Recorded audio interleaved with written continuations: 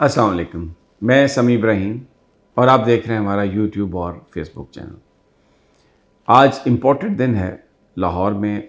Lahore high court समाअत कर रहा है जो पंजाब असम्बली की तहलील का मामला है, परवेज़ इलाही साहब की हुकूमत और उनकी काबीना का जो मामला है।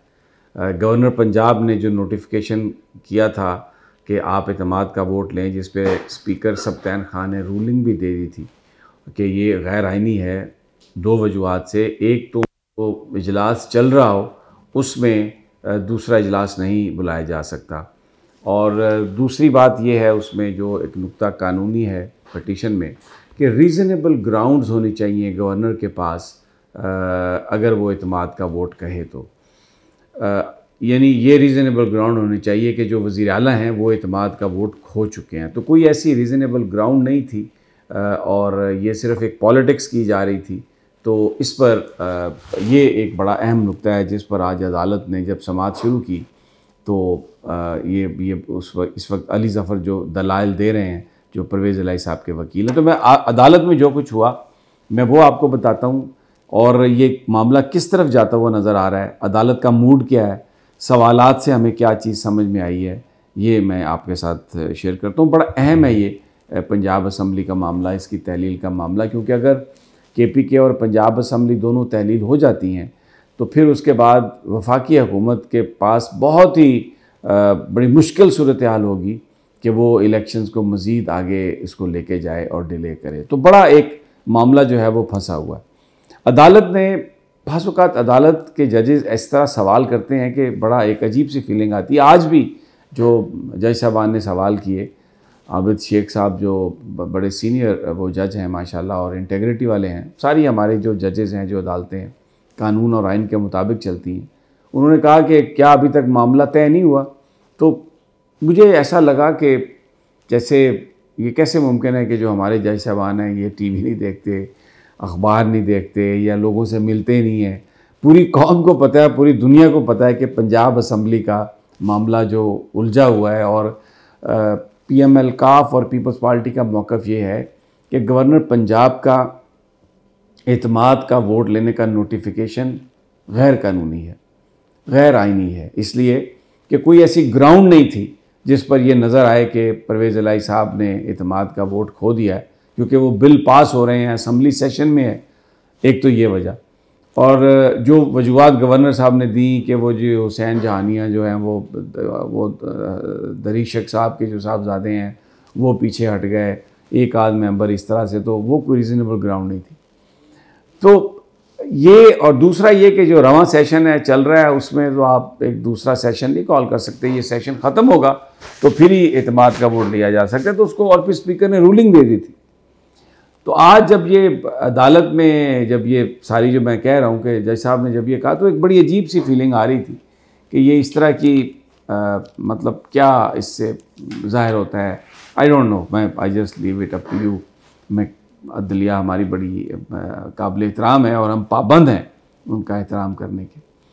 तो अभी लंबी समाअत हुई, अदालत कह रही है कि हम चाहते हैं कि आज ही इसका फ़ैसला करें, लेकिन जो असल नुक्ता है जिस पर बात हो रही है वो नुक्ता यही है कि अगर रीज़नेबल ग्राउंड नहीं है और गवर्नर साहब ने ये कहा है तो इसकी क्या वजूहात हैं। इस पर आज अदालत ने एक बड़े अच्छे रिमार्क्स दिए। जज साहब ने ये कहा कि लगता ऐसा है कि कोई भी जो फरीक है उसके पास कोई एतमाद की कमी है या वो पहल नहीं करना चाहता, और हर फरीक ये समझ रहा है कि अगर वो पहल करेगा तो वो फंस जाएगा। अब एक लिहाज से ये बड़ी सही बात है, इसलिए कि अगर गवर्नर साहब कहते हैं कि एतमाद का वोट लें और एतमाद का वोट लेना पड़ता है परवेज़ इलाही साहब को, तो फिर इनकी ज़िम्मेदारी होगी कि ये 186 मेंबरान असम्बली में पूरा करें। और अगर एतमाद का वोट ये नहीं लेते और अपोजिशन को अदम एतमाद करना पड़ती है तो उसमें फिर ये हमज़ा शहबाज और जो नून लीग के लोग हैं या पीपल्स पार्टी के लोग हैं, फिर ये इन पर फ़र्ज़ हो जाएगा कि वो 186 मेंबरान लेके आएँ, और जो अदम एतमाद है वो फिर उसको कामयाब कराना, मेंबरों की हाज़िरी बनाना, वो मामला जो है वो आ जाएगा PDM के सर पर। तो आज जो जज साहब ने ये कहा कि कोई भी फरीक इस पे नहीं लेना चाहता, पहल नहीं करना चाहता, क्योंकि वो ये समझता है कि अगर हम पहल करेंगे तो वो फंस जाएं। तो ये बात जहाँ तक अदालत की है ये सही है। तो अदालत ने अब यही आज अली ज़फ़र साहब ने बात कही, जो चौधरी परवेज़ इलाही के वकील हैं, कि जी मसला इत्मीद के वोट लेने का तो बाद में आएगा, इसमें सब मुत्तफ़िक़ हैं। अदालत ने भी कहा कि फ्लोर टेस्टिंग जो है वही फ़ाइनल तरीका है कि अरकान ही किसी को वज़ीर आला बना सकते हैं और हटा सकते हैं। तो इसमें अगर अब गवर्नर साहब ये कहते हैं, वो ये समझते हैं, उनके ख़्याल में इत्मीद का वोट नहीं है इनके पास, वज़ीर आला साहब के पास, तो फिर उसका हल क्या होगा, क्या किया जाए कि जिस पर ये पता चल सके कि इत्मीद का वोट है या नहीं। लेकिन इसके साथ ही अदालत ने यह भी कहा कि रीज़नेबल टाइम भी चाहिए। और जज साहब ने कहा कि अब ये नहीं हो सकता कि अगर गवर्नर साहब को पता चले कि 10-15 बंदे उम्रा करने गए हैं तो वो फौरी तौर पर वज़ीर आला से कह दें कि जनाब आप इत्मीद का वोट लें। अली ज़फ़र साहब ने कहा कि वो इस पर पूरा दलाइल देना चाहते हैं और कल वो दलाइल देंगे। तो अदालत ने एक बात कही कि हम चाहते हैं कि इसका हम आज ही फ़ैसला करें।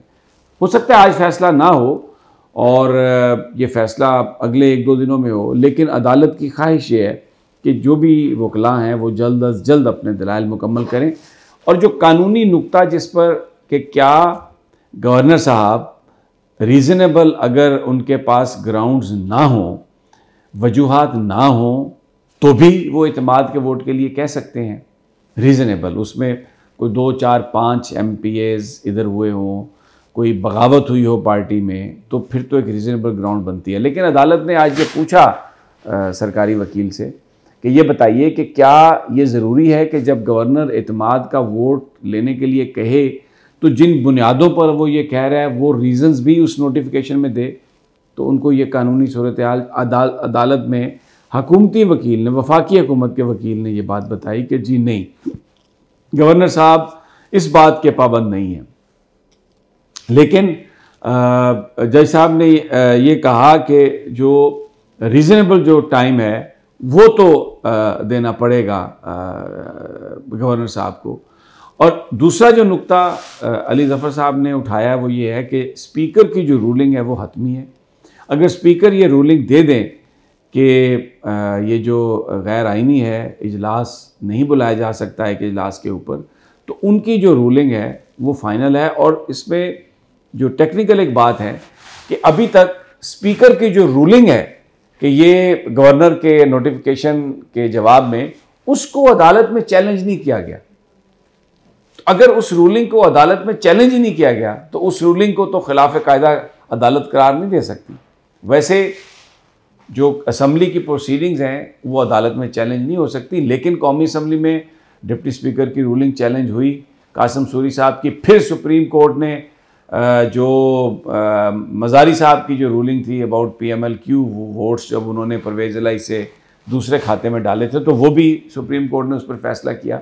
लेकिन इस पर्टिकुलर केस में अभी तक जो रूलिंग है पंजाब असम्बली के स्पीकर की वो चैलेंज नहीं हुई। तो बड़ा इंटरेस्टिंग है, बड़े अहम कानूनी नुकात हैं। अब देखना ये है कि क्या अदालत पंचायती फैसला करती है, फ़रीक़ैन को बिठा के कहती है को हल तलाश कर लो, या फिर कानून और आइन के मुताबिक फैसला देती है जो कि उनको करना चाहिए। तो अभी समाअत में वक्फा है और चलेगी समाअत, तो मैं जैसे जैसे फिर अपडेट आती है मैं आपके साथ शेयर करता हूँ। इजाज़त दीजिए, तब तक अल्लाह ने।